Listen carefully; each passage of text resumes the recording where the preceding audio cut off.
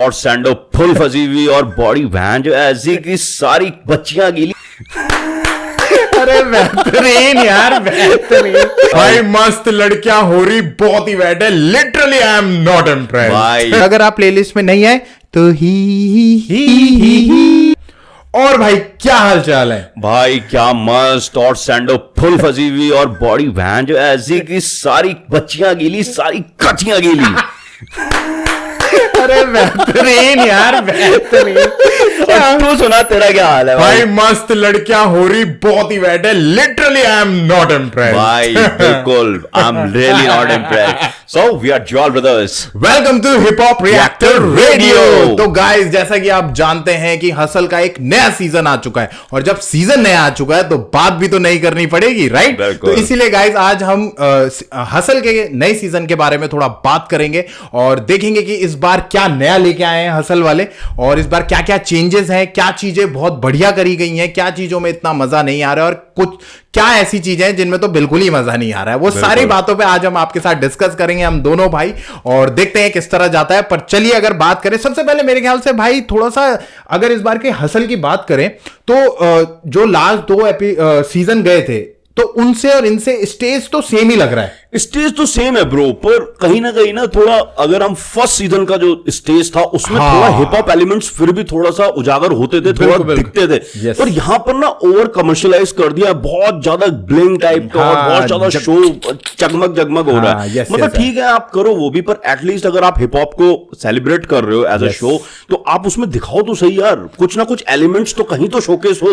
वो डीआईडी का स्टेज लग रहा है ब्रो। यस, नहीं ये बात आप बिल्कुल सही कह रहे हो, क्योंकि थोड़ा सा ना यार, थोड़ा ग्राफिटीज आप ऐड ऑन करते हो, थोड़ा सा आप थोड़ी सी ऐसे पिक्चर्स ऐड ऑन करते हो, थोड़े पाइनियर्स की पिक्चर्स आप ऐड ऑन करते हो वॉल्स में ऑफ हिप हॉप, और थोड़े और चीजें, थोड़ी क्लोथिंग्स और ये सारे जो हिप हॉप का ना एक वो लाते कि एक नॉन हिप हॉप पर्सन या लिसनर जो हिप हॉप नहीं सुनता, अगर वो भी देखे तो कहे यार क्या सेटअप है यार, क्या वही तो मतलब क्यूरियोसिटी जागती ना, वो थोड़ा कमी लग रही है। वो कमी लग रही, कहीं ना ओवर कमर्शियलाइज कर दिया गया इस चीज को। वो थोड़ा सा हिप हॉप एलिमेंट्स को बैकवर्ड में ले जा रहा है और कई चीजों को उजागर कर रहा है। वो थोड़ा सा हमें यहाँ पर मिसिंग लग रहा है, मतलब हमारे हिसाब से। हाँ, थोड़ा सा कि वो चीज थोड़ा और बेटर हो सकती थी। पायनियर्स की फोटो होती जैसा मैंने कहा ही था, और आपके ग्राफिटीज होती, सेक्सी सेक्सी सी मर्चेंडाइज होते भयंकर जो हिप हॉप में यूज करे जाते हैं, जिस तरह की क्लोथिंग होती है, बैंडानाज होते, बढ़िया सा एक सेटअप बनाते, और मतलब वो, और साथ में कमर्शियल भी ऐड करते, तो तब फील आता। अभी ये प्रॉपर आप मतलब ये नहीं, अगर वहां पे हमने सोनू निगम से गाना गवा दिया ना तो पता नहीं चलेगा सिंगिंग शो चल रहा है हिप हॉप का शो चल रहा है। बात है ना, आप देखो ना, कहीं से हिप हॉप की फील अनलेस एंड अनटिल जब तक आर्टिस्ट परफॉर्म नहीं कर रहा है, वहां पर कोई हिप हॉप की फील आ ही नहीं रही यार। मेरा कहने का मतलब है, सिर्फ ब्लीड इंक और हसल 4 करने से आपका हिप हॉप सेलिब्रेट नहीं हो रहा है ना, सिर्फ कहने से नहीं, आपको चीजें शोकेस करनी पड़ती है। और इंडिया ऐसी कंट्री है भाई कि जहां वोटिंग मशीन पे भी चिन्ह दिखाना पड़ता है, लोग पार्टी के नाम से नहीं, कमल पे या हाथ पे बटन दबाते हैं। तो यहाँ शोकेस तो करो, जनता ऐसी है, जो देखते हैं वही बिकता है भाई। यहाँ पर कुछ ऐसा दिख नहीं रहा है। यही हम सारी बात कर रहे हैं। और कहीं ना कहीं देखिए, जजेस की भी बात करें, और जजेस भी हैं, तो इस बार हमारे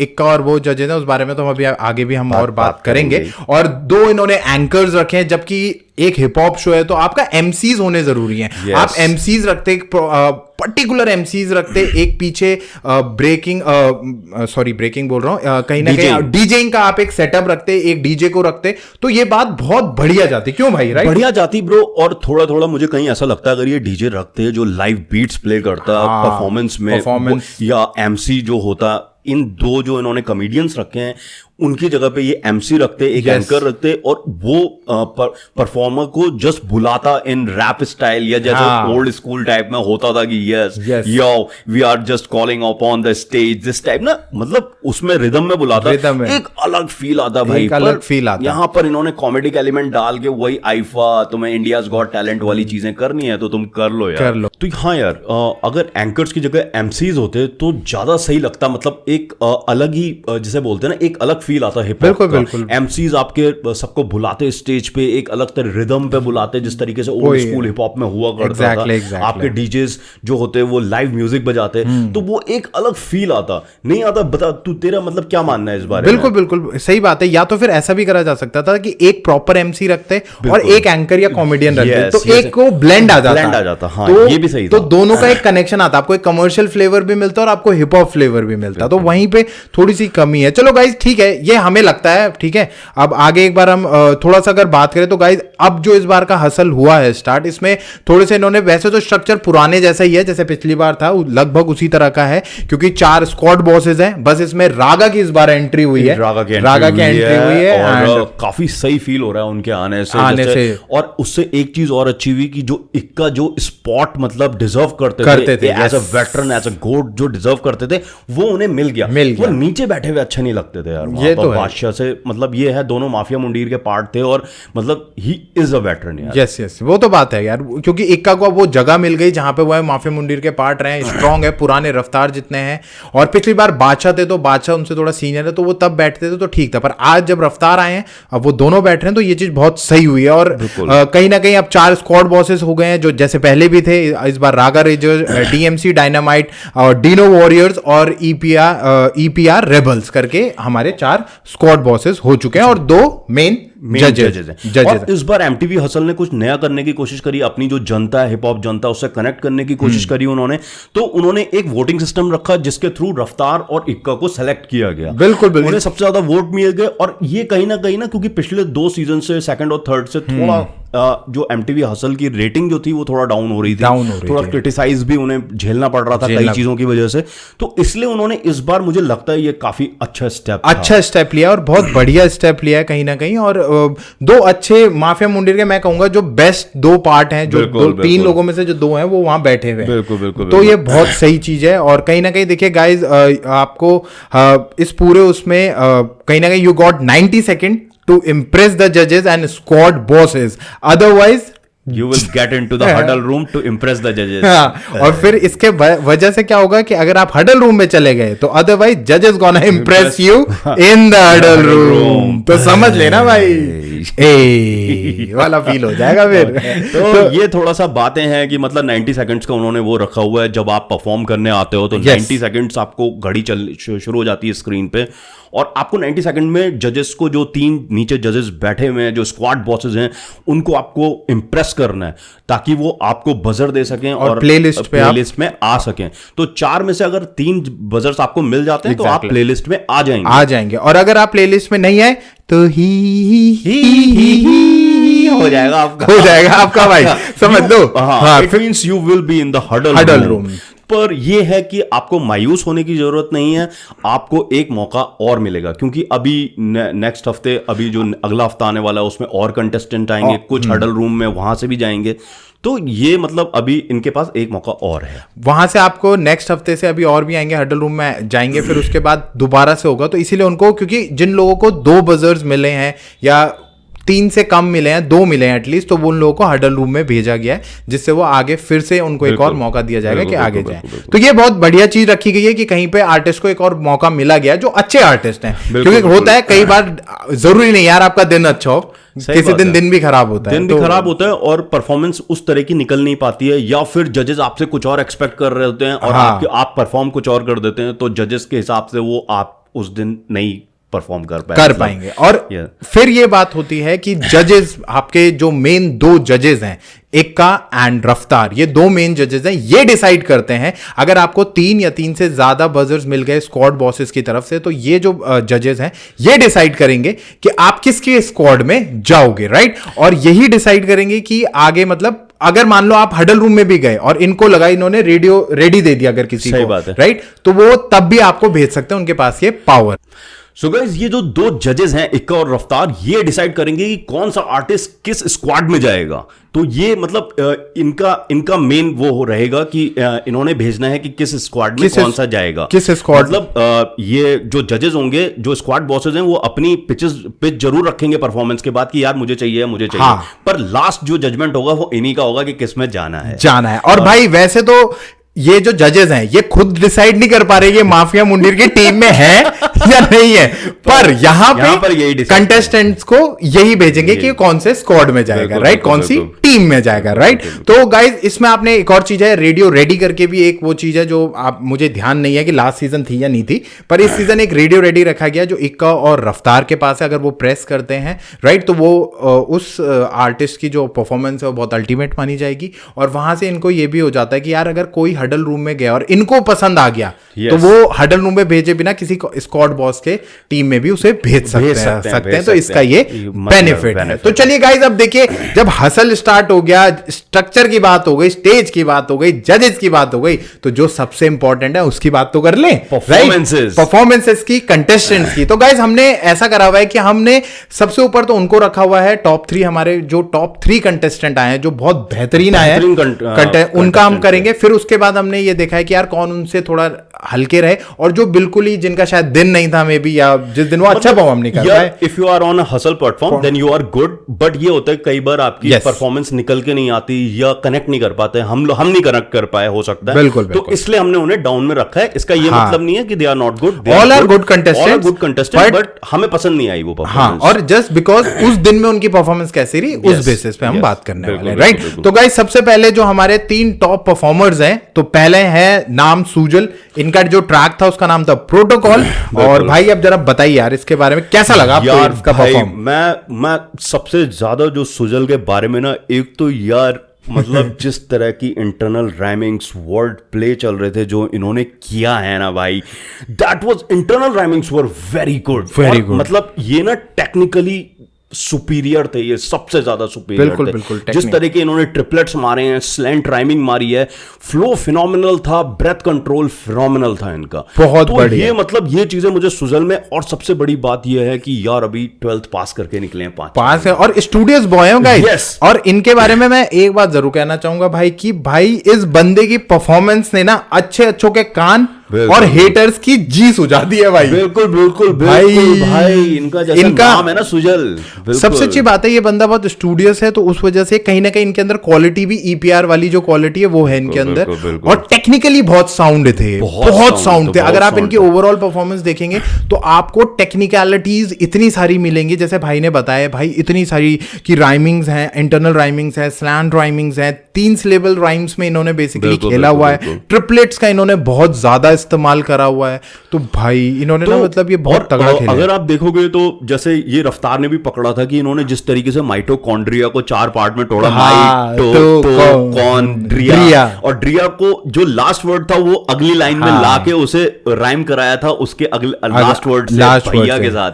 तो मतलब मेरा कहने का मतलब है ये टेक्निकली बहुत सुपीरियर थे बाकी परफॉर्मेंसेस से इनकी।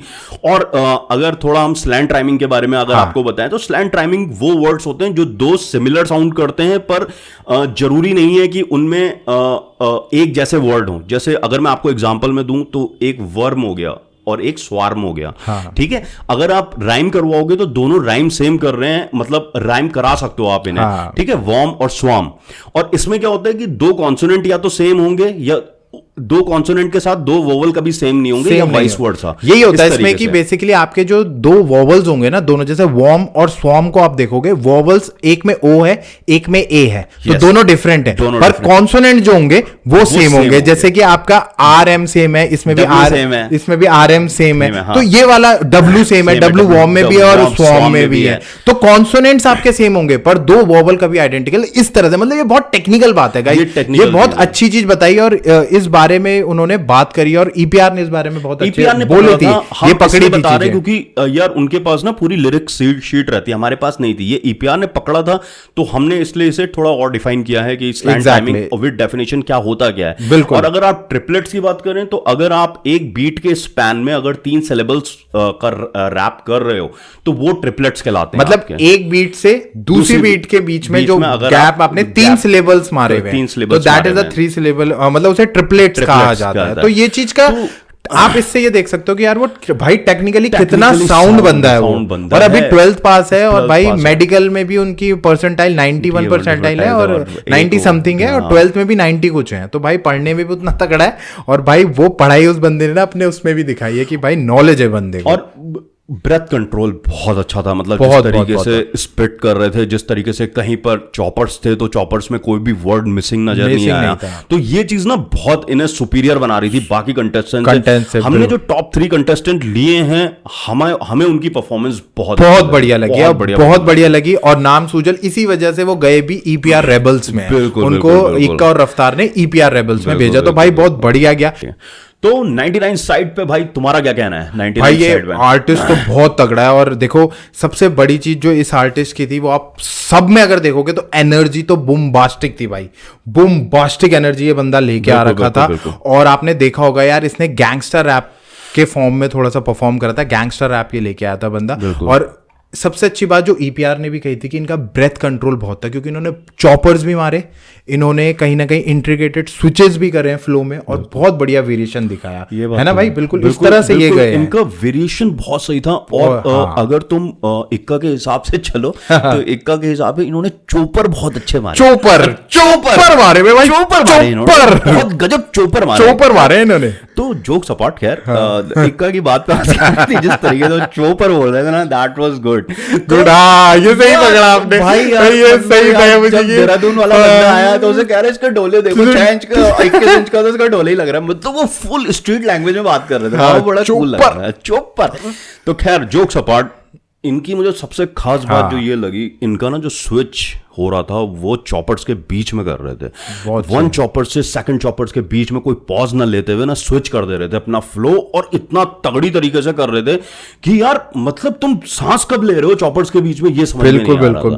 बहुत ही सही करा। और भाई पता नहीं कौन सा चौक है जिसमें ये इतनी चीजें भी हो रही है, जजेस ने भी यही बोला, जहां से इतना ज्ञान मिल रहा है भाई लड़के को। भाई साहब 99 साइड ने तो भाई बहुत सही वो करा था। और कहीं ना कहीं रागा ने भी बोला था भाई कि तू बेस्ट मुझे मुंबई में तक का सबसे हार्ड रैपर मिला, पर भाई की आप वो देखिए कि उन्होंने कितने अच्छी तरह के बोला कि यार नहीं, मुझे डिवाइन को मेरे को देना चाहिए, क्योंकि he is the one who created the scene, मतलब ना Divine and Naezy, these are the 2 people जिन्होंने कमर्शियल में लेके आए पूरे सीन को ना उसके बाद, तो बहुत अच्छा था। कहीं ना कहीं यार मुझे इनकी ना एनर्जी, फर्स्ट एनर्जी कहूंगा, और स्टेज परफॉर्मेंस जिस तरीके से उन्होंने पूरे स्टेज को कवर किया, वो भी मुझे बहुत पसंद आया भाई। एक टाइम ऐसा था सारे जजेस ने सर्कल बना दिया था। और यार इस चीज में ना मुझे, क्योंकि एक चीज और कहना चाहूंगा कि यहाँ पर ना रफ्तार का मैं कहना चाहूंगा, रफ्तार का मुझे लग रहा था रफ्तार बीच में कहीं ना कहीं वो आए, उन्होंने शर्ट हल्की सी उसकी पकड़ी, चले गए, अरे वो परफॉर्म कर रहा है तो क्या कर रहा है बीच में भाई। और ये चीज मुझे दोनों एपिसोड में अच्छी लगी कि इस बार ना रफ्तार ने कहीं किसी तरीके का मतलब वो नहीं किया कि बीच में एमसीइंग शुरू कर, वो फर्स्ट सीजन में गाइस आपने नोटिस करा होगा कि वो ना बीच में परफॉर्म कर रहे, वो अपने टैं टैं टूटू भी करते रहते थे, और बीच में कहीं ना कहीं वो बोल भी देते ये भाई एडलिब्स मार दे रहे बीच में, अरे वो परफॉर्म कर रहे तुम एडलिब्स मार दे रहे हो, वो ना बहुत यार अजीब सा ना फ्रस्ट्रेटिंग सा हो जाता था। कई बार he was in control, he was vibing कर रहे थे, ही वाज जस्ट टेबल पे खड़े होकर कर रहे थे वाइबिंग। और ये था यार कि वो आए, उसकी हल्की सी जैकेट पकड़ी और वापस चले गए, और मतलब ये था उसकी परफॉर्मेंस इस लायक थी भाई। बिल्कुल बहुत बढ़िया था गाइस। और तीसरे अगर हम बात करें, जो हमारे तीसरे हैं गाइस, वो है मैट ट्रिप, और इनका गाना था बूम पाड़ी देसी। तो भाई कैसा बूम पाड़ी देसी हुआ? बूम पाड़ी देसी मतलब बूम पाड़ी देसी, आप समझ रहे हो? मतलब वो कहना तो कुछ और चाह रहे थे कि उन्होंने वहां जब उन्होंने पूछा कि क्या करें, तो उन्होंने कहा ये वॉट लगा देते हैं हम। भाई तुम वॉट नहीं लगा देते हो, पाड़ी देसी का मतलब तुम समझ रहे हो, फाड़ देते हो, सीधे फाड़ देते हो। अब वो नेशनल टीवी पे नहीं बोल सकते थे ना, नेशनल टीवी पे कैसे बोले? तो हमें ये लगता है ये बूम फाड़ी देसी वाला सीन है, बूम फाड़ी देसी वाला सीन है यहाँ पर कुछ। तो वैसे उन्होंने बताया मतलब कि तेरी वाट लगा देंगे, पर भाई पर मीनिंग आप सब समझ गए होंगे ये आया कहां से। और ये गाइस देखिए, ये रैपर जो थे काफी सही थे भैया, है ना, काफी अच्छे रैपर थे। मुझे लगा इनकी ना वाइब बहुत अच्छी थी, और सबसे बड़ी बात मुझे मैट ट्रिप का एक चीज और अच्छा लगा कि गुजराती में इन्होंने रैप किया, और मतलब ऐसा कहीं नहीं लगा कि हिंदी का भी पूरा एमलगेमेशन था, गुजराती भी ऐसी थी जो समझ में आ रही थी, क्योंकि जब रफ्तार ने कहा कि ये साउथ इंडिया का अन्ना भी उसे समझ के सबसे पहले इसने बजर दबाया है, तो मतलब बढ़िया लगा वो चीज। परफॉर्मेंस अच्छी थी, बहुत अच्छी थी, एनर्जी अच्छी थी, इनकी एनर्जी अच्छी थी। सबसे पहली बात थी कि ये एक इकलौती ऐसी परफॉर्मेंस थी जिन्होंने एज अ परफॉर्मर परफॉर्म किया, राइट, एक परफॉर्मर की तरह परफॉर्म किया। सेकेंडली इनका मुझे जो बहुत अच्छी चीज लगी वो ये लगी कि ये किसी भी बाहर के रैपर से इन्फ्लुएंस नहीं है, ये इंडियन रैपर्स को ही सुनते हैं, क्योंकि डीएमसी ने से पूछा था क्वेश्चन, तो ये इन्होंने साफ ये चीज दिखाई और ये दिख भी रही है इनके उसमें, तो वो अपना गुजराती फ्लेवर और पूरी वो चीजें लेके आ रहे हैं, तो वो एक बहुत बढ़िया था। और फ्लोज का इन्होंने भी अच्छा खेला है, इम्पैक्ट बहुत अच्छा रहा इनका। तो यार ये जो 3 हमने अभी तक बात करी, ये मतलब खतरनाक रैपर्स थे यार, ये इस सीजन के जो कहते हैं ना कि फाइंड आउट्स हैं, ये फाइंड आउट चाहिए इस एपिसोड में। अभी अगला क्या होता है, आने वाले हैं, अभी तो आगे और भी आएंगे, पर इसमें ये लगा कि यार ये 3 बहुत भयंकर है, जो मतलब आपकी हम दोनों के जहन में बैठे भी हैं और कहीं ना कहीं हिट भी करा है भाई। तो मतलब इन तीनों ने बूम पाड़ी देसी कर दिया है भाई, बूम पाड़ी देसी कर दिया है, लिटरली करा है भाई, बूम पाड़ी देसी कर दिया है। तो अब सेकंड, यस, अब गाइस हम वो परफॉर्मेंस हैं जो बढ़िया परफॉर्मेंसेस थी, पर कहीं ना कहीं थोड़ा सा मिस आउट कर गई कहीं ना कहीं। तो हाँ, उसमें जो हम सेकंड कैटेगरी में रख रहे हैं, दे आर गुड परफॉर्मेंसेस, बढ़िया आर्टिस्ट हैं इसमें, पर कहीं ना कहीं थोड़ा मतलब सा रह गया वो। ये जो 3 लोग हमने करे ये बिल्कुल बेस्ट थे। इसके बाद जो और अच्छी परफॉर्मेंसेस हुए अब वो आएंगे हाँ, अब इन पे उन पे हम बात करने वाले हैं। तो अब पहली कैटेगरी मेरे हिसाब से फो की रहेगी। तो पहला जो फो का रहा, उन्होंने जादू पे किया था, तो भाई तुम्हारा क्या कहना है उसमें कि मतलब जादू तुम्हें कैसा लगा? मतलब यार बंदी देखो भाई, सबसे बड़ी बात तो है कि जब मैंने सुना कि भाई SM सीधे मौत के लिए शो ओपन करती है, बंदी जो उनके लाइव शोज होते हैं उसके लिए ओपन करती है, तो एक रिस्पेक्ट तो वहीं से बन गई। और दूसरी बात रागा ये चीज को बोल रहे थे भाई कि लगातार ना कि भाई मुझे मेरी टीम में चाहिए, तो कहीं ना कहीं वो बहुत बढ़िया बात लगी। और तीसरी चीज कि जब लड़की ने परफॉर्म करा ना यार, तो इनके अंदर ना वो दोनों चीजें, एक सिंगिंग एबिलिटी भी और रैपिंग एबिलिटी भी है, बहुत अच्छे से परफॉर्म करा। बीइंग जबकि इनकी तबीयत भी खराब थी, जो हमें बाद में पता है जब रफ्तार ने बताया, पर उसके बाद क्योंकि इनका क्या हो रहा था, जब अगर आप लोगों ने ध्यान से सुना, सांस लेते हुए ना पता चल रहा था कि सांस ले रही है, वो इसीलिए हो रहा होगा क्योंकि कहीं ना कहीं ब्रेथ लूज हो रही होगी तबीयत खराब होने की वजह से। और ये वैसे भी ना जो सिंग कर रही थी, कोरस पार्ट में जा रही थी, तो काफी हाई नोट पे जा रही थी, क्योंकि R&B स्टाइल का इन्होंने रैप किया था, तो वहां पर परफॉर्मेंस बहुत लेट थी भाई। और भाई बहुत पुरानी वो हैं, और मतलब इनका मैंने चैनल भी देखा था यूट्यूब पे, तो इनके ट्रैक्स काफी अच्छे ट्रैक्स हैं। तो ये है एक्सपीरियंस है, और मतलब ये था कि एक्सपीरियंस तो है भाई, काम भी करा हुआ है काफी आर्टिस्ट के साथ, तो सब आर्टिस्ट, ज्यादातर आर्टिस्ट जानते हैं, मतलब हुड में जानते हैं, अपने गैंग में जानते हैं लोग, कम्युनिटी में जानते हैं इन्हें। और बस मुझे एक बात लगी भाई, शायद आप भी या गाइज आप लोग अगर उससे इत्तेफाक रखें तो, कि मुझे लगा कि इसमें ना थोड़ा सा रैप सेक्शन थोड़ा और ज्यादा होता, तो it would be more better, क्योंकि उन्होंने एक तो सिंगिंग कोरस पार्ट काफी ज्यादा रखा हुआ था और रैप सेक्शन बहुत छोटा रखा हुआ था। मुझे लगता है कि शायद थोड़ा ज्यादा रैप सेक्शन होता तो और बेटर बन सकती थी चीज, और मजा आ जाता। पर ओवरऑल परफॉर्मेंस इनकी अच्छी थी, एनर्जी बहुत अच्छी थी, बहुत अच्छी। बीमार होने के बावजूद भी वो जो परफॉर्मेंस लेके आई स्टेज पे, वो कमेंडेबल जॉब किया उन्होंने। हाँ, वो बहुत अच्छा जॉब किया। और गाइस इस वजह से वे DMC स्क्वाड में इन्हें भेजा गया है। और एक और शायद हमने नहीं बताया, मैट ट्रिप जो गए हैं वो रागा रेजर्स में गए, और 99 साइड डिनो वॉरियर स्क्वाड में गए, राइट। और जादू जो उन्होंने ट्रैक भी अगर हम देखें DMC के स्क्वाड में वो गई हैं, तो DMC का भी कुछ ना कुछ कहीं ना कहीं जो उनका स्टाइल है, R&B स्टाइल में ही करती हैं, थोड़ा रैप, थोड़ा मेलोडी मिक्स सबको वो हो जाता है उसमें, जिसको मेलोडी सुननी है वो मेलोडी, और जिसको वो सुनता है वो चीज का वो है। आप यही चीज उसमें है। बस अच्छा परफॉर्म था, फोन काफी, मतलब उनके परफॉर्मेंस को देख के पता चला कि भाई लड़की में दम है भाई, ठीक है। तो गाइज अगले भाई जो आर्टिस्ट हमने लिए हैं वो है धार्मिक, इनका ट्रैक था खलबत्ता। तो भाई क्या लगता है फिर धार्मिक के बारे में? खलबत्ता ट्रैक वाज गुड, जैसे बोलते हैं ना हैदराबाद, इट वाज लेट। और जिस तरीके से अटायर पहन के आए थे और जिस तरीके से क्रिप कर रहे थे, मतलब मुझे And don't forget about the Tilak, bro. तिलक मतलब फुल ऑन, जैसे बोला ना उन्होंने, हम व्हाइट कॉलर काम है, कोई ऐसा नहीं। मतलब शुरुआत में जिस तरीके से वो बात कर रहे थे जब आए तिलक लगा के, तो वो इक्का ने भी बोला यार मुझे ऐसी परफॉर्मेंस की उम्मीद नहीं थी। और बाद में डीएमसी थोड़ा संत टाइप परफॉर्मेंस डाली थी। पर डीएमसी से बाद में पता लगा कि भाई he is OG of Hyderabad rap scene, मतलब जैसे बोलते हैं he is one of the top. DMC reminded that everyone. तो मतलब आर्टिस्ट बहुत अच्छे थे और परफॉर्मेंस, खलबत्ता की जो परफॉर्मेंस थी वो बहुत अच्छी, बहुत मुझे पसंद आई, लिटरली बहुत पसंद आई, बहुत अच्छी थी। और गाइस इन्होंने ना फ्लोस के साथ बहुत अच्छा स्विच करा, और इनका हुक भी बहुत प्यारा था, बहुत बढ़िया। इनका हुक भी प्यारा था कि हर घर घर में लड़का मतलब मेरी गाने गा रहा है या मेरी रैपर बनना चाहता है, ऐसा कुछ समथिंग था हुक, मुझे याद नहीं exactly, but it was good, it was good. And कहीं ना कहीं ये दिख रहा था कि बंदा जो है वो भाई अपने सीन का पुराना चावल है, ये पता चल रहा था, है ना। तो ये बहुत बढ़िया थी गाइस, ये अच्छा वो आया और बढ़िया गया, मतलब मस्त था, मस्त परफॉर्मेंस, मजा आया, वाइबी ग्रूवी ट्रैक, मतलब हमारे लिस्ट में ऐड हो चुके हैं ये बिल्कुल। और इसके बाद यार सेंस का थोड़ा सा आया, थोड़ा कंट्रोवर्शियल भी था, पर सेंस का भाई बताएंगे कि मतलब सेंस का फिर मैं बात करूंगा उसके बारे में, पहले भाई से थोड़ा सुन लेते हैं भाई क्या कहना चाह रहे हैं यार। सेंस ना यार बहुत एक तो पुराने रैपर है, जैसा कि ईपीआर ने क्वेश्चन भी पूछा था कि कहीं आप गली गैंग की जो साइफर थी उसमें थे, तो वही वो बंदे हैं। और सेंस का जो परफॉर्मेंस था ना ब्रो, वो बहुत सेंसिबल था, बट वाई जजेस हैव गिवन दिस, क्या बोलते हैं एक अजीब सा डिसीजन क्यों दिया गया, क्योंकि आप सोचो स्क्वाड बॉसेस में जो सबसे तगड़ा बंदा है वो है ईपीआर, उन्होंने बजर दबाया, डीएमसी ने बजर दबाया और 2 लोगों ने बजर नहीं दबाया। तो ये चीज लगी यार, क्योंकि सेंस ने जो परफॉर्म करा ना वो इतना बढ़िया परफॉर्म था, एक सूदिंग, एक बिल्कुल डिफरेंट हटके ट्रैक था।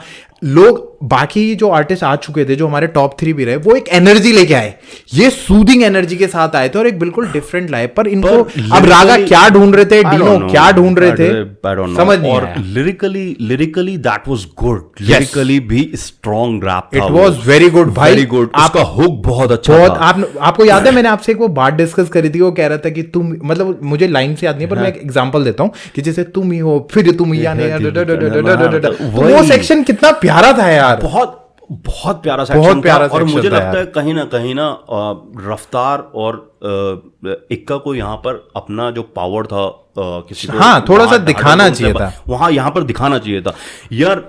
जो सेंस है ना वो मुंबई स्ट्रीट अंडरग्राउंड से है और पुराना रैपर है यार, रैपर है भाई। गली बॉय कब निकली थी, कब उससे निकलने से पहले सोचो, उससे भी कई साल पहले से कर रहे होंगे, वो से कर रहे हैं। और उसकी जो साइफर हुई थी रणवीर सिंह के साथ, उसमें था ये बंदा। हाँ बिल्कुल, तो यार, और डीएमसी के साथ एल्बम किए, अल्ताफ के साथ एल्बम किए, जितने पुराने आपके एमसी अल्ताफ है ना उतने ही पुराने ये भी हैं। मतलब मुझे ना जो 2 जजेस ने, रागा और डीनो ने नहीं करा, तो मुझे ना उनकी जो उन्होंने रीजनिंग दी वो मेरे सेंस से बाहर थी, तो मुझे थोड़ा डिसीजन सेंसलेस लगा। मतलब हमें लगा भयंकर, पता नहीं 2 जजेस के चिमटे पलट गए, क्या हो गया कि समझ में नहीं आ रहा है। इट वाज अ सेंसलेस, जैसे बोलते हैं, थोड़ा सा ये भी लगा कि शायद जैसे रागा कह रहे थे मैं कुछ अलग ढूंढ रहा हूं अपने स्क्वाड के लिए, डीनो ने कहा कि शायद उन्होंने क्या कहा था, या थोड़ा कनेक्शन, उन्होंने ये बोला था कि मुझे 90 सेकंड से के बाद हिट हुआ 90 सेकंड तक मुझे हिट नहीं हुआ। पता नहीं डीनो सो रहे थे, क्या कर रहे थे, क्यों हिट नहीं हुआ तुम्हें यार, मतलब बाकी जनता ग्रूव कर रही थी। बिल्कुल आप ये सोचे ना, डिफरेंट फील का वो आया था, एक अलग एनर्जी थी, और he is a very good wrapper. और इसी वजह से गाइस उन्हें हडल रूम में भेजा गया, और हम पूरी तरह से दुआ करते हैं और ये उम्मीद करते हैं कि सेंस भाई कुछ तगड़ा बजा देना इस बार भाई, जब भी आपको मौका मिलेगा दोबारा भाई तगड़ा बजा देना, बूम बाड़ी कर देना, फाड़ी फूड़ी कर देना, तोड़म ताड़ी कर देना भाई साहब। तो गाइस ये चीज ना सच में समझ में नहीं आई यार, मतलब जजेस किस उसमें थे, क्या हो रहा है। मतलब भाई ठीक है, कमर्शियल समझ रहे हैं हम, कमर्शियल है, तुम कमर्शियल कुछ चाह रहे हो, लेकिन यार उस आर्टिस्ट ने भी बहुत बढ़िया परफॉर्म करके गया यार। वो lyrically he was very strong, he is very strong भाई, लिरिकली काफी अच्छा। मेरे को लगता है सेंस को जज करते हुए जजेस सेंस में नहीं थे। ये डिसीजन थोड़ा सेंसलेस हो गया था, नहीं हो गया था, मतलब ऐसा फील आ रहा है थोड़ा सा है। जब उन्होंने इसे हडल में भेजा ना सेंस को, तो हमें यही लग रहा था इन्होंने क्या सोच के भेजा। इवन शायद रफ्तार और इक्का को भी लगा, बाद में उसने रफ्तार ने यही बात कही कि यार कि ये लोग, हम इनसे बस कुछ ही साल वो हैं, वैसे हम सारे एक जैसे, क्योंकि उन्होंने कहीं ना कहीं उनको सपोर्ट करा, कहीं ना कहीं उन्हें भी लगा यार कि क्यों हुआ। डीएमसी भी थोड़ी वो हुई, ईपीआर को भी ये बात लगी यार कि इसको क्यों भेजा गया। पर सेंस की हम्बलनेस देखिए, वो इतने पुराने आर्टिस्ट, उन्होंने बहुत ही रिस्पेक्टिव वे में इस चीज को लिया और हडल रूम में गए and he will be coming back with a very strong performance, मुझे ऐसा लगता है, राइट। तो गाइज अब अगले जो हमने आर्टिस्ट जो आए थे वो हमें विचार थे, इनका ट्रैक था मुर्रन। और अब भाई बताइए आपको कैसा लगा यार इनका? यार मुर्रन ना, मैं तुझे बताता हूँ, एक तो ये बंदा देहरादून का है, तो गाइस ऐसा मत सोचिएगा हम देहरादून के हैं तो हम बायस कर रहे हैं। हाँ, परफॉर्मेंस वाज लेट, परफॉर्मेंस बहुत अच्छी थी, डीप परफॉर्मेंस थी, क्योंकि ये कश्मीरी पंडित हैं, यहाँ यहीं पले बड़े हैं। हाँ। तो इन्होंने कहीं ना कहीं अपनी एक जो वो है कि कश्मीर से जो पलाया, मतलब इनका वहां से निकाला गया है, माइग्रेट हुए और फिर उसके बाद घर वहां छूट गया, घर के बारे में जो एक मतलब एक व्यथा थी ना जो आर्टिस्ट की, वो इन्होंने अपने उसमें बताई है सब कुछ। Lyrically track was very strong, बहुत बढ़िया ट्रैक था। पर कहीं ना कहीं पता नहीं, मुझे समझ में नहीं आया, मैं यहाँ पर डिसएग्री करूंगा ईपीआर और डीएमसी से, उन्हें ये परफॉर्मेंस फ्लॉलेस लगी। पर मैं डिनो जेम्स ने जैसा वहां पर कहा था कि कहीं ना कहीं थोड़ा डिस्कनेक्शन हो रहा था क्योंकि मैंने 3-4 बार इनकी परफॉर्मेंस सुनी और इनका ना जो कहीं कहीं पर out of the beat flow जा रहा था, कुछ ना कुछ तो कमी थी, कुछ ना कुछ कमी थी गाइस, क्योंकि वो हो रहा था, वो फील हो रहा था। और पर ये बात है, देखो इन्होंने जैसा भाई ने भी बताया कि इन्होंने जो परफॉर्म करा है, इनका जो घर है वहां पे है, वो घर क्या सोच रहा है इतने सालों से, या इतने सालों में क्या उस बीती है, वो घर अपनी व्यथा जो बता रहा है उस बारे में इनका ट्रैक। तो ट्रैक का जो थीम था या जो मैसेज था भाई, वो बहुत डीप था, लिखा भी। और एक और बात भाई, इन्होंने कलिष्ठ हिंदी के शब्दों का बहुत अच्छा इस्तेमाल करा था, और बहुत अच्छा इस्तेमाल करा था। अगर ये देखा जाए तो उत्तराखंड के रैपर्स जाने जाते हैं इस चीज के लिए, ये हमारे अंदर भी है, ये है सबके अंदर, थोड़े हिंदी के कलिष्ठ चीजों को यूज करने का एक आता है हमारे में। ये है कि मतलब परफॉर्मेंस अच्छी थी, सब बढ़िया था, पर कहीं थोड़ा सा डिस्कनेक्ट रह गया। और गाइस आप देखिए ना, इतने बड़े स्टेज में आप जा रहे हैं जहाँ सारे धुरंधर हैं, अगर आप वो हल्का सा 0.1 भी रह गए ना तो यार रह जाओगे। वही हुआ है बस, वही हुआ। इसका मतलब ये नहीं कि आर्टिस्ट अच्छे नहीं है गाइस, आर्टिस्ट बहुत धमाकेदार आर्टिस्ट हैं। रागा ने भी कहा कि ब्रो परफॉर्मेंस बहुत अच्छी थी, बहुत अच्छी, पर मैं कुछ और ढूंढ रहा हूँ। और डिनो जेम्स का कहना ये था कि मैं कनेक्ट नहीं कर पाया इनसे। तो वही मेरा भी हुआ कि साउंड मतलब ना ऑफ द बीट जा रहे थे, कहीं थोड़ा सा बहुत ट्वीक सा, और कनेक्ट नहीं हो पा रहा था, मतलब बस वही सारी बात थी गाइस। बाकी तो देखिए, तो ये परफॉर्मेंस थी विचार की। और नेक्स्ट है लश्करी भाई, और लश्करी क्या परफॉर्मर। तो भाई बताएंगे आपकी परफॉर्मेंस कैसे रही? लश्करी का जो सीन है ना, मतलब लश्करी पहले भी उसका वो गाना एक बहुत हिट है, और रफ्तार तो जानते ही हैं, जैसा आप सब नहीं देखा होगा, पहले से भी सुना हुआ है। और लश्करी की जो सबसे बेस्ट पार्ट, जो मतलब उनको सुन के मेरे को क्लिक हुआ ना, वो ये हुआ, पहले तो वो रेफरेंसेस बहुत अच्छे देते हैं, बहुत बढ़िया रेफरेंसेस देते हैं। और इन रेफरेंसेस के वजह से ना पिछले सीजन के केडन की भी याद आती है उसके वजह से, क्योंकि केडन भी बहुत अच्छे रेफरेंसेस देते थे और वही ये चीज भी दे रहे थे। और भाई इनका ट्रैक बहुत था, मतलब एक ना करी फैला दी भाई ने, और जो करी में मसाले डले हुए थे ना, जैसा कि जजेस बोल रहे थे, तो मैंने सोचा थोड़ा उस तरह भी बोल लेते हैं। टेक्निकलिटी गई भाड़ में, मसाले बात करेंगे, हम मसालों की बात करेंगे। वैसे भी अगर देखा जाए तो टेक्निकली तो वहाँ ईपीआर बात करते हैं, और इस बार थोड़ा ईपीआर को फॉलो करते हैं। डीएमसी ने इस बार कई जजिंग में कई पॉइंट्स बहुत अच्छे बोले, and I appreciate her for that, क्योंकि बाकी तो बस मैं फील कर रहा हूँ, मैं ये कर रहा हूँ, मैं खो गया हूँ, मैं सो गया हूँ। और जब आप ईपीआर के पास जाते हो ना, तो भाई वो ऑक्सफोर्ड डिक्शनरी खोल देते हैं रैप की।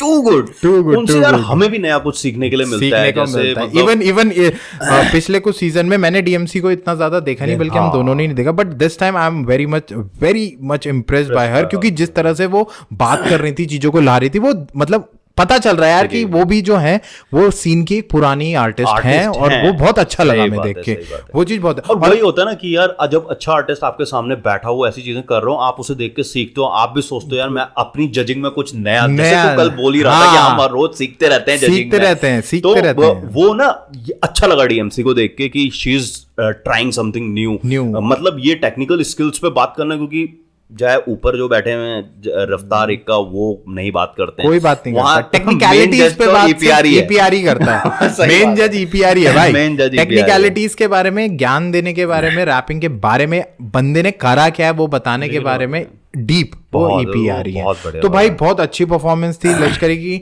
और सॉरी विचार जो थे यार वो भी हडल रूम में गए, हमने बता दिया। विचार हडल रूम में चले गए, दूसरे आर्टिस्ट जो हडल रूम में गए। और फिर लश्करी भाई ये बहुत बढ़िया, जैसे हम बात कर चुके हैं, बढ़िया इनका ट्रैक भाग भाग था। और इन्होंने अपना एक हुक स्टेप भी बनाया जो सारे जजेस ने भी साथ में मिलके करा, एंजॉय करा। और ये रागा रेजर्स में गए, तो बहुत बढ़िया रहा।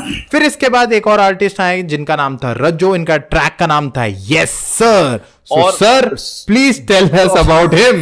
भाई एक तो इनके बारे में बता दूं, ये हमारे भाई दिव्यांग हैं, इनका एक हाथ थोड़ा सा कटा हुआ था, बट ये एथलेटिक्स भी करते हैं। इन्होंने अभी इजिप्ट में जाकर और हम जजेस ने भी कहीं पे भी रैपर की तरह इन्हें देखा है, जो कि बहुत अच्छी बात है। और बहुत अच्छी उनको उसी लेवल पे जज करा जिस लेवल पे सबको जज करा जा रहा है। इनकी परफॉर्मेंस, अगर परफॉर्मेंस वाइज इन्हें देखा जाए, ठीक थी इनकी परफॉर्मेंस।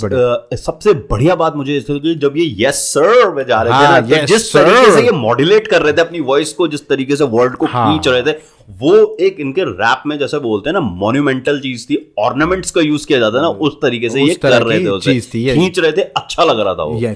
और रज्जू का लेकिन मुझे लगता है कि जितना मैंने उन्हें सुना, मुझे लगता है कि उनके अंदर वो कैपेबिलिटी है, वो और बेटर कर सकते हैं, वो और बेटर परफॉर्म कर सकते हैं। क्योंकि यार 12 लोगों में जब आप कंपीट कर रहे हो और 12 धुरंधर बैठे हुए हैं ना, तो यहाँ पे थोड़ा सा मुझे लगा कि थोड़ा सा डाउन गए हैं, थोड़ा सा। पर मैं ये नहीं कह रहा कि he is not a good performer, he is not a good wrapper, he is good, but थोड़ा सा कम लगे मुझे, थोड़ा सा कि उनके राइम्स को थोड़ा कॉम्प्लेक्स करने की उन्हें जरूरत है, थोड़ा और ज्यादा वो लाने की जरूरत है। देखो एंजॉय वाइब तो सबने करा वहां पे जजेस ने, पर वो लोग ना यार कई चीजों को ऐसा भी लग रहा है जजेस को देख के ना नजरअंदाज भी कर रहे हैं कई चीजें। क्योंकि अभी देखो पहली परफॉर्मेंस है, तो पहली परफॉर्मेंस में ना आप बहुत चीजें पकड़ नहीं पाते हो। आप एक तो होता है कि जैसे 99 साइड या सुजल ने करा कि फाड़ दिया आते ही, बिल्कुल मतलब जो उनका टॉप था वो करके चले गए। कई आर्टिस्ट ऐसे होते हैं कि जो अभी पहली परफॉर्मेंस में हो सकता है उन्होंने उतना अच्छा ना किया हो, पर टैलेंट हो, आगे बहुत अच्छा करते हैं। I totally agree with you. भाई I totally agree with you। हो सकता है दिन ना हो वो ना, बस ये जो हमें लगा, हम तो ये देखो परफॉर्मेंस देख के बता रहे हैं ना, जो परफॉर्मेंस, हम किसी को ये नहीं बोल रहे कि अच्छा रैपर है या नहीं है, हम ये बता रहे उस दिन जो परफॉर्मेंस, उस दिन 2 दिनों में परफॉर्मेंसेस हुई हैं, हम उसके बारे में देख रहे हैं। तो गाइस ये सही रहे, यस सर इनका था। और ये डीएमसी की टीम में गए, डीएमसी डायनामाइट की टीम में इनको भेजा गया। तो गाइस ये वाले जो हमारे आर्टिस्ट थे, ये जो हमारे टॉप 3 थे, उसके बाद जो आर्टिस्ट जिन्होंने अच्छा परफॉर्म करा वो ये थे। अब कुछ आर्टिस्ट जो ऐसे थे जो इन 9 के लेवल पे नहीं आ पाए, थोड़ा उनसे नीचे रहे। अब हम उन आर्टिस्टों के बारे में, हमारा व्यू है, क्योंकि जजेस को ये बहुत पसंद आए, हमें उतने पसंद नहीं आए, उतने पसंद नहीं आए। अब यार देखो जजेस को ये तो पता ही है कि पीछे प्रोडक्शन क्या मांग रहा है, चैनल क्या मांग रहा है, they know this thing right. तो अब हम तो बिल्कुल रैपिंग की उससे वो देख रहे हैं, और हम अपना वो रख रहे हैं पॉइंट ऑफ व्यू। और अगर आपको इस चीज से कोई प्रॉब्लम हो रही है गाइस, तो कमेंट बॉक्स यूज करिए। सही बात है, ये हमारे व्यूज हैं, एंड वी आप अपने व्यूज कमेंट बॉक्स पे दीजिए, कोई प्रॉब्लम नहीं है गाइस, बिल्कुल दिल खोल के दीजिए, जो आपका मन करे वो बोलिए। पहला जो थे वो मतलब बप्पी दा के, इन्हें पंजाबी वर्जन बोल सकते हैं। घैंट जट की हम बात कर रहे हैं, इस तरह की ये ज्वेलरी पहन के आए थे। भाई आपको क्या लगता है ये बप्पी दा को टक्कर दे पाएंगे कि नहीं दे पाएंगे? भाई मुझे लग रहा था कि ये शायद अपने शहर का घंटा घर ही उठा के ले आए, दो तो घड़ियां पहन के आए हैं बाबा। पर यार it was cool, jokes apart, it was cool. और उन्हें देख के लग रहा था कि हाँ भाई रैपर पैसे कमा पा रहे हैं भाई, और कमा पा रहे हैं। रैपर भी पूरी तरीके से बनने नहीं है। अच्छा एक और बार बोलो, आप ये वाली लाइन ना एक और बार बोलो कि रैपर पैसे कमा पाए, बोलो ना। रैपर पैसे कमा पा रहे हैं क्या भाई सही में बहुत बड़ा लफड़ा हो गया था इसमें बैंकर हिप हॉप कम्युनिटी में। पर इन्हें देख के लग रहा है रैपर पैसे कमा रहे हैं बिना रैपर। अभी तो रैपर भी नहीं बने, पूरी तरीके से रैपर भी नहीं बने, पर यस चलो गाइस जोक्स अपार्ट, पर yes it was a good performance. इनके बारे में जो पॉजिटिव है वो ये कह सकते हैं कि ईपीआर ने भी ये बात बोली कि इनका हुक जो था अभी तक के सब में सबसे बेहतरीन हुक था। और बहुत हुक मतलब क्योंकि कुछ ना कुछ अच्छी चीजें तो होती है ना गाइस। और इनका एक और पॉजिटिव पॉइंट जो मुझे लगा, जैसे लास्ट टाइम ना कई आए थे जो पंजाबी लैंग्वेज में परफॉर्म, वो बिल्कुल गाने ही गा रहे थे यार लिटरली। यस इसमें ये बंदा थोड़ा गा भी रहा है और रैप भी कर रहे हैं, तो at least it was a rap भी था, it was a blend of both the things, तो वो मजा आ रहा था सुनने में। और ये था कि देखिए अगर परफॉर्मेंस वाइज देखा जाए, स्टेज पे इनकी जो ऑरा था वो बहुत अच्छा था, एनर्जी बहुत अच्छी थी। पर हमें कहीं ना कहीं हम कनेक्ट नहीं कर पाए उससे, उनकी जो मतलब अगर आप देखा जाए रैप से या जो मतलब मेन लिरिसिज्म था उससे, वो थोड़ा कहीं ना कहीं बाकी रैपर, हम ये नहीं कह रहे खराब है, क्योंकि जब जजेस ने बजर दबाया है actually it was a commercial type of performance, ये कमर्शियल परफॉर्मेंस थी, और शायद जजेस को थोड़े कमर्शियल ट्रैक्स भी चाहिए, सभी ने वाइब करना स्टार्ट कर दिया। और आपके मेन जो जजेस हैं वो पंजाबी हरियाणवी से तो वैसे भी बहुत ज्यादा कनेक्टेड है, इक्का और रफ्तार, तो वो उससे बहुत ज्यादा कनेक्टेड हो। पॉजिटिव पॉइंट आरएनबी में इन्होंने बदमाश मुंडा सुनाया अपना, आरएनबी भी फील था इसमें, म्यूजिक आरएनबी म्यूजिक में इन्होंने बदमाशी करी है, तो ये चीज अच्छी थी। पर गाइस अगर आप हार्डकोर रैपिंग देखें तो उसमें थोड़ा ये कम थे हमारे अकॉर्डिंग, एंड इट वाज। और अगर अभी आप कहीं ना कहीं देखेंगे, अगर अभी तक जितने भी विनर्स हुए हैं हसल के, तो ये एक क्राइटेरिया बन चुका है कि दे वर हार्डकोर रैपर्स, चाहे बेला ले लो, उदय ले लो, चाहे तीसरे में इवन आपके एमसी स्क्वायर जो जीते थे, वो भी सब हार्डकोर रैपर्स हैं गाइस। तो सिंगर्स आगे ज्यादा जा नहीं पाए हैं। बिल्कुल बिल्कुल बिल्कुल। इवन एमसी स्क्वायर की अगर आप बात करेंगे तो वो भी रागनी स्टाइल लाते थे यार, वो अपना ना ब्लेंड लेके आते थे, गाते नहीं थे, वो रागनी करते थे और उसके बाद अपने रैप में आ जाते थे। आप उनके प्योर लिरिकल रैप्स होते थे उनके पर्टिकुलर, वो अपना रूट से लेके आते थे, वो सारी चीजें थी। अब ये ठीक है, बढ़िया गया, पर गाइस हमें इतना पसंद नहीं आया है हमारे हिसाब से। इनको इन लोगों ने मतलब सेंस को हडल रूम में डाल के, और इनको इन्होंने बिल्कुल वाहवाही दे दी है, और ईपीआर के टीम में इनको डाला गया, तो वो हमें यार थोड़ा सही नहीं लगा। बिल्कुल सेंस जैसे आर्टिस्ट को आपने हडल में डाल दिया और इनको आपने वो कर दिया, तो that was according to us. इनका तो फिर भी परफॉर्मेंस वाइज ये ठीक थे, ठीक है ना। पर जो last but not the least Ajitesh Bhati के बारे में थोड़ा भाई आपसे बात करना चाहूंगा, थोड़ा बताओ। अजितेश भाटी जी ने जो परफॉर्म करा, ये एक हरियाणवी बेस्ड रैपर है, नोएडा साइड से बिलोंग करते हैं, और हरियाणा से इनका मेन जो टच है, रूट है। और ट्रैक का नाम था बापू के बारे में, प्रॉपर कमर्शियल था, पर जो इनकी राइमिंग स्कीम्स थी, जितने तरह से परफॉर्म कर रहे थे, सब बेसिक था गाइज। मतलब उस लेवल के commercially it can be a hit. इससे अच्छा जो जट भाई थे हमारे, जो अपने इससे पहले हमारे वीर जी थे अपने, वो तब भी इनसे थोड़ा ऊपर लगे, वो तब भी थोड़ा इनसे ऊपर लगे, पर ये थोड़ा सा यार बेसिक सा हो रखा था। और ये भी गा रहे थे और थोड़ा सा इन्होंने रैप करा, पर कहीं ना कहीं हमें इतना मजा नहीं आया, क्योंकि जो बार्स थे ना यार वो बहुत, और आप एक कॉम्पिटिशन में हो, जब आप कॉम्पिटिशन में हो ना तब कंपैरिजन होते हैं। सही बात है। Whenever you are in a competition, you'll get compared by others. And I don't know, did he get the ready radio button? Yes, he get it. और भाई आप यकीन नहीं मानोगे, आप अगर इनकी परफॉर्मेंस बहुत ध्यान से सुनोगे तो एक जगह पे इन्होंने दूंगा वर्ड ही स्किप कर दिया था। मतलब ऐसा होता है ना, जब आप हसल टीवी पे देख रहे होते हैं तो वो कैप्शंस आ रहे होते हैं, तो वहां पर ना वो कैप्शन पीला नहीं हुआ, क्योंकि वो व्हाइट से पीला होता चला जाता है जितने वो वर्ड बोल रहे हैं। पकड़ लिया था हमने, पकड़ा, और उसके बाद उसे रेडी बटन देना यार, उसको सेलेक्ट कर लेना, और ये किसमें गए हैं, डिनो वॉरियर्स में गए हैं। डिनो वॉरियर्स में इनको भेजा गया। कहीं ना कहीं ये लगा ना कि तुम यार एक को तो सेंस जैसे आर्टिस्ट को तुमने तुमने वहां भेज दिया, और इनकी तुमने इतनी बड़ी गलती, और तुम हसल जैसे रेडियो रेडी भी दे दिया गलती के बाद। इट्स अ ब्लंडर भाई, ब्लंडर के बाद तुम रेडियो रेडी बटन दे रहे हो। मुझे इस चीज से आई वाज रियली डिसअपॉइंटेड, मतलब जिसे बोलते हैं। Exactly, we both were very disappointed कि ऐसा नहीं होना चाहिए था। ये थोड़ा सा वो हो गया है, थोड़ा सा जिसे कहते हैं ना, मतलब कहीं जहां पे बंदा ऐसी गलती कर दे रहा है ना, उसके बाद आप उनको रेडियो रेडी कैसे दे सकते हैं? और उनको हडल रूम में नहीं भेजा जा रहा है, और उनको भेजा जा रहा है जो एक फ्लॉलेस परफॉर्मेंस देके चले गए। फिर तुम यार, जब तुमने एक वर्ड स्किप कर दिया और तुम्हें रेडियो रेडी बटन मिल सकता था, तो अपना देहरादून का विचार भाई क्या गलत था यार? उसकी तो फ्लॉलेस परफॉर्मेंस थी, और ये ईपीआर और डीएमसी ने कहा। बिल्कुल, चलो हम गलत हो सकते हैं, गलत था, विचार क्या गलत था? तुमने यार मतलब ऐसे दो बंदों को छोड़ के तुमने इसको रेडियो रेडी बटन दिया। कमर्शियल को जो हिट करना चाह रहे थे, कहीं ना कहीं 2-3 वो कमर्शियल आर्टिस्ट चाह रहे हैं, जो शायद गाइस अभी हम इस पे भी बात करेंगे, जो 3 आर्टिस्ट हडल रूम में गए हैं, हमने अभी इस बारे में बात करनी है। तो गाइस मुझे कहीं ना कहीं लगा यहाँ पर थोड़ा आई वाज डिसअपॉइंटेड, और भाटी के केस में तो मुझे थोड़ा बायस भी लगा रफ्तार का और इसका, कि इन्हें रेडियो रेडी बटन दे देना।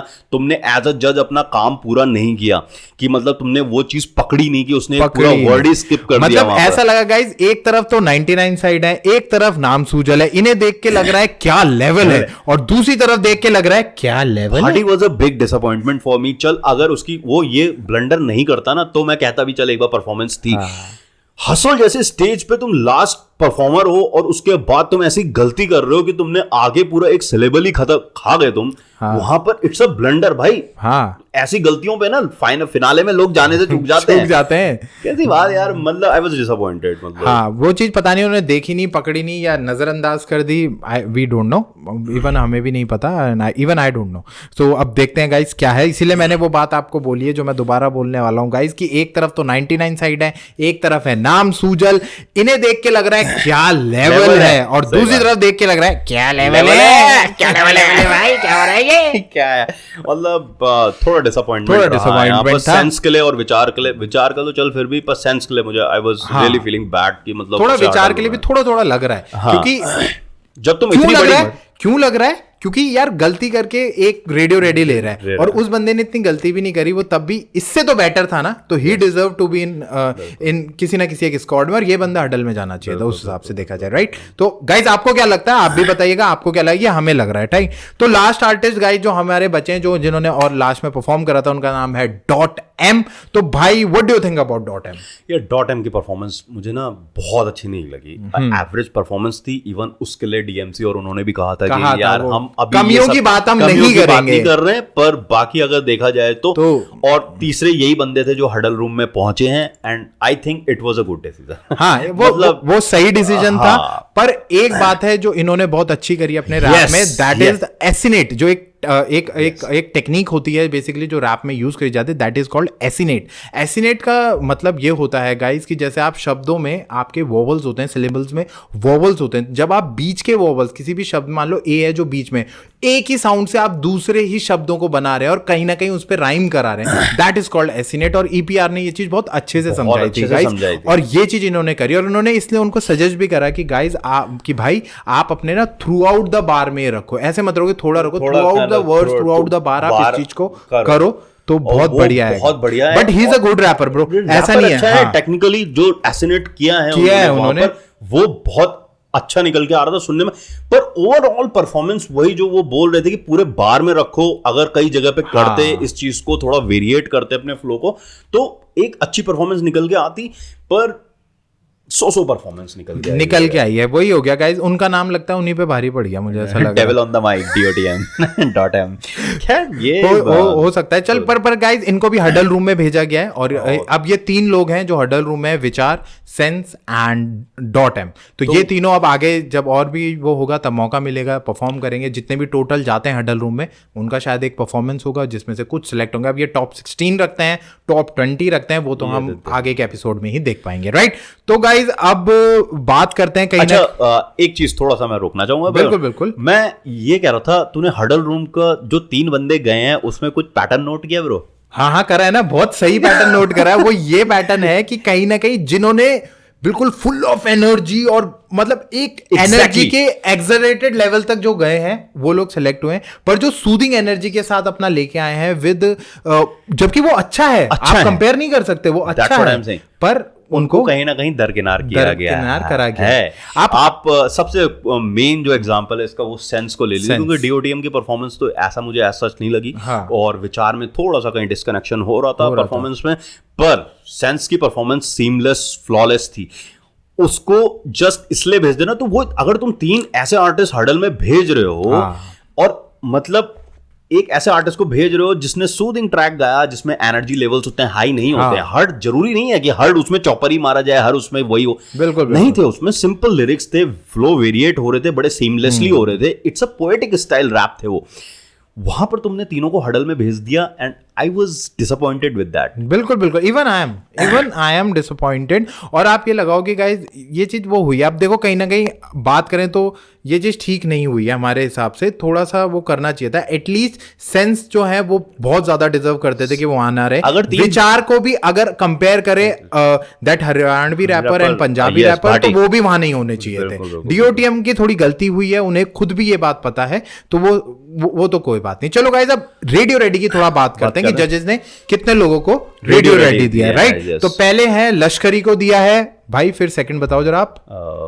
लश्करी, चलो लश्करी को दिया है, फिर 99 साइड को दिया है, और नाम सूजल को दिया है, और अजितेश भाटी को दिया है, और ये 5 लोग हैं जिन्हें आपको रेडियो रेडी मिला है। मेरे ख्याल से बाकी सब सही है, पर अजितेश भाटी का मुझे थोड़ा सा लगा कि वहां पर वो हरियाणवी उस पे ना बायस हो गया यार, वो थोड़ा बायस से हो गया। इतनी अच्छी परफॉर्मेंस नहीं थी कि उसे रेडियो रेडी जैसा थोड़ा सा आपकी लाइन, वो तो मतलब ऐसे हो गया कि हम बैठे हुए, हमें एक गढ़वाली रैपर मिला, उसने गढ़वाली में कर डाला और हम भाई बह गए, ले भाई सब कुछ। तो वो वाला थोड़ा डिसअपॉइंटमेंट रहा है। तो बाकी गाइस हडल रूम के बारे में थोड़ा बात करते हैं, वो हम वैसे कर भी चुके हैं कि तीनों जो आर्टिस्ट गए उसमें से हमें सेंस का थोड़ा सा वो लगा कि यार ये नहीं होना चाहिए था, वो वहां पे नहीं होने चाहिए। और विचार आई थिंक राइट भाई, विचार का भी अगर आप कंपेयर करो, विचार से भी हुई है। अगर भाटी की गलती उतनी सी गलती अगर आप वो कर सकते हो तो उसका भी जो ऑफ बीट जा रहा था तो उसे भी आप नजरअंदाज कर सकता था। बिल्कुल भाई, राइट, टोटली राइट, बहुत सही पॉइंट बोला भाई आपने, बिल्कुल। तो और लास्ट है डॉट एम का, देखो उन्हें भी पता है कि थोड़ा वो इम्पैक्ट नहीं आ पाया, थोड़ा सा वो एनर्जी नहीं आ पाई। एक तो होता है सेंस का गाना ही वैसा था, उसकी एनर्जी ही वैसी होती है, उसको आप 99 साइड की तरह नहीं गाओगे, राइट, वैसे ही गाओगे। पर डॉट एम का गाना थोड़ा वैसा ही था जैसे 99 साइड का था, हार्ड वाला था, हार्डकोर था, पर वो उस लेवल पे नहीं गा पाया। तो गाइज ठीक है, पूरा ये इस तरह से बना है। अब अगर हम ओवरऑल थोड़ा बात करें तो क्या लगा है गाइज, भाई आपको ओवरऑल सेटअप आपको कैसा लगा, डिसीजंस आपको कैसे लगे? डिसीजंस तो मैं बताऊं, सेटअप तो ठीक है, चलो कुछ अच्छे थे, कुछ बढ़िया डिसीजंस थे। जैसे फोकत, उसकी तबीयत खराब थी, फिर भी उसे radio ready, she deserves that. और मतलब ये है कि यार लड़कियां वैसे ही हिप हॉप में बहुत कम है, उनको थोड़ा आगे लाने की भी जरूरत है। और ऐसा नहीं है कि जस्ट कि तुम्हारी परफॉर्मेंस खराब थी, तुम्हारी उसकी परफॉर्मेंस बीमार होने के बावजूद भी बहुत खराब थी। बिल्कुल। और एक्चुअली हुआ क्या, मैं तुझसे कह रहा था ना यार, इसकी सांस चढ़ रही है बिल्कुल। एक्चुअली हमने यूट्यूब में पहले वो एपिसोड देखा जिसमें जजेस बात नहीं करते, वो सिर्फ क्लिक आते हैं ना। फिर हमने एमटीवी पे पूरा एपिसोड देखा, तब हमें पता लगा she was not feeling well, तबीयत खराब। और इस बात से भाई की मुझे एक और बात याद आई कि यार हसल को ने एक चीज और करनी चाहिए, जब उन्होंने एक ही लड़की रैपर रखी हुई, एटलीस्ट 3 तो रखते, एटलीस्ट 2-3 रैपर्स को और इंक्लूड करते। अब क्योंकि आप सोचो ना, अभी इस एपिसोड में 12 परफॉर्मेंसेज हुई जिसमें सिर्फ एक ही लड़की की परफॉर्मेंस है। यार 1-2 ऐसा नहीं है कि इंडिया में रैपर्स नहीं है, गर्ल्स हैं भाई, अच्छी रैपर्स भी हैं। अब उनको आप ढूंढिए और प्लीज अगर कुछ आई है तो एटलीस्ट उनको रखिए। जैसे लास्ट टाइम कि अगले हफ्ते, हाँ माइट भी अगले हफ्ते, क्योंकि अभी एक हफ्ते की परफॉर्मेंस है, अगले हफ्ते की परफॉर्मेंसेज अभी बची हुई है, तो हो सकता है कि अभी और लड़कियां आए। मैं चाहता हूं यार कि 2-3 रैपर्स, 2-3-4 रैपर्स। अगर टॉप 16 टॉप 20 बनता है, अगर टॉप 16 या टॉप 20 है तो भाई एटलीस्ट 3 से 4 गर्ल्स रैपर्स भी होनी चाहिए, तभी फ्लेवर आता है। एटलीस्ट हर ग्रुप में एक लड़की तो हो। हाँ, और कहीं ना कहीं वो जो गर्ल पावर है, गर्ल रैप सीन है, वो भी बढ़ेगा, उसमें वो भी बढ़ेगा, राइट।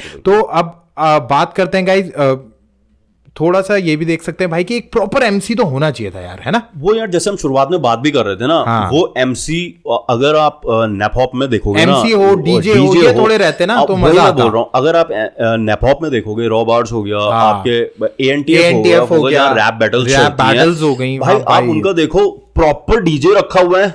और ज्यादातर आप देखोगे कोई बहुत एस्टैब्लिश आर्टिस्ट, जैसे हमने 2-3 माइला और सेटअप चाहे ना बेसिक होता है, पर हिप हॉप होता है भाई। और एक एस्टैब्लिश आर्टिस्ट एमसिंग कर रहा होगा, जजेस बैठे होंगे जो ओजीज होंगे उसके, जैसे डॉन जी कर रहे थे उसमें, डोंग कर रहे थे, एमसिंग कर रहे थे। तो यार अच्छा लगता है ये देखने में कि यार एक हिप हॉप वाइब तो है यहाँ पर ब्रो। तू इसी सेट को डीआईडी के सेट से मिला ले, तुझे कुछ फर्क ही नजर नहीं आएगा, वैसे ही लग रहा है। यही बात है गाइस, थोड़ा सा इस चीज पे थोड़ा ध्यान देना चाहिए था उन्हें, क्योंकि यार आप पे पैसा, आप पे प्रोडक्शन है, सब कुछ, आप इसको हिप हॉप के नेक्स्ट लेवल तक लेके जा सकते थे, ये हमें लगता है गाइस। और इसमें थोड़ा देखिए डीजे भी होता है, कंसोल होता है, वहां से म्यूजिक प्ले होता है कि जब वो बोलता है, आर्टिस्ट को बोला जाता है, ये जज ही बोलते हैं कि डीजे ड्रॉप द बीट, और तब गाइस परफॉर्म करते हैं, वहां से परफॉर्म करते हैं, और अलग इंपैक्ट आता है। बिल्कुल, और एमसी वहां पर परफॉर्मर्स को बुला रहा है, ये man the next performer is this and that coming from this and that city. तो एक रिदमिक वो आता और मजा आता, एक यार जो फील आता है ना ऐसी चीजों में, आप इंजॉय करते हो। मैं तुझे बताऊं, हसल के 2 एपिसोड में जब सिर्फ आर्टिस्ट जब आर्टिस्ट जब परफॉर्म कर रहा है और जब ईपीआर अपने एनालाइजेशन दे रहा है, सिर्फ हिप हॉप की वो फील तब आ रही है, नहीं तो पूरे उसमें कोई हिप हॉप कोई फील नहीं आ रही। मुझे ये डिसअपॉइंटमेंट ये चीज तो डिसअपॉइंटमेंट।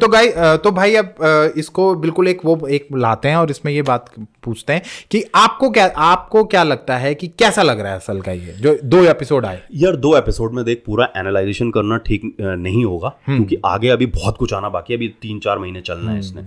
तो 2 एपिसोड अच्छे थे, आर्टिस्ट बढ़िया आ रखे हैं, कुछ डिसीजन से मैं सहमत नहीं था, तू भी सहमत नहीं हुआ होगा, और थोड़ा सा चेंज करना चाहिए हसल को, अपना स्टेज ये सब चीजें। तो अब तू बता तेरा क्या सोचना है इस पूरे उसमें? हाँ, ओवरऑल देखिए मुझे स्टेज से मजा नहीं आया, स्टेज से आई एम नॉट सेटिस्फाइड, क्योंकि देखिए आगे चाहे आप कितने भी सीजन आ जाए, 3 महीने चले 4 महीने चले, भाई स्टेज तो अब सेम ही रहने वाला है, तो उसमें आप बदल नहीं सकते। तो वो चीज से मैं थोड़ा डिसअपॉइंटेड हुआ हूँ। आर्टिस्ट बहुत अच्छे आ रखे हैं, कुछ डिसीजन जैसा आपने कहा बिल्कुल मैं एग्री करता हूँ यार कि कुछ डिसीजन अच्छे हो सकते थे, वो नहीं करे गए। बाकी ओवरऑल कमर्शलाइजेशन बहुत ज्यादा है और हिप हॉप थोड़ा कम है, ये चीज देख रही है। और अगर इसका ब्लेंड होता तो it would be much better और ये बहुत बढ़िया निकल के आता, क्योंकि यार हसल की अब फैन फॉलोइंग है, हसल को लोग सुनते हैं। आम जनता हिप हॉप के बारे में कैसे जानेगी जब तक आप चीजों के बारे में बताओगे ही नहीं? क्योंकि भाई ने भी ये बात स्टार्टिंग में बहुत अच्छी कही थी कि अगर डीआईडी अभी कोई और परफॉर्म कर ले, कोई और परफॉर्म, पता नहीं चलेगा हिप हॉप का है, आईफा चल रहा है या क्या चल रहा है, राइट? तो ये सारी चीजें हैं गाइज। तो गाइज ये तो हमारा एक वो था गाइज, हमने सोचा हसल आ चुका है भाई, राइट? तो उस पर थोड़ा बात कर लें, उसको थोड़ा फ्री फ्लो कराएं और थोड़ा सा उस बारे में बात करके आगे बढ़े कि कैसा लग रहा है, कैसा सीजन आ रहा है। और इसलिए हमने आज ये थोड़ा वीडियो का सेटअप भी बदला, थोड़ा पॉडकास्टिंग मोड में हम लोग गए और बहुत बढ़िया ये निकला है। और गाइज एक बहुत बड़ा अब नेक्स्ट एपिसोड आने वाले हैं सैटरडे संडेज को, हम उसके बारे में भी जरूर बात करेंगे। और भाई वो जो आ रहा है ना वो बहुत तगड़ा आ रहा है, उसमें एक पैकेज आ रहा है, एक धमाका आ रहा है जो हमें देखने को मिला है। अब वो भाई बताएंगे वो क्या आ रहा है। भाई बेला इज कमिंग, और बेला आपके हसल के फर्स्ट सीजन के विनर हैं और ऐसा दिखाया गया है, बिल्कुल ऐसा दिखाया गया है कि वो आ रहे हैं। तो भाई अगर वो आ रहे हैं तो मतलब कुछ ना कुछ होने वाला है, राइट? तो गाइज अब यहीं पे हम आपसे अलविदा लेते हैं, हम नेक्स्ट पॉडकास्ट पे आपसे मिलेंगे। So guys we are Jual brothers signing off. जय हिंद, जय श्री राम।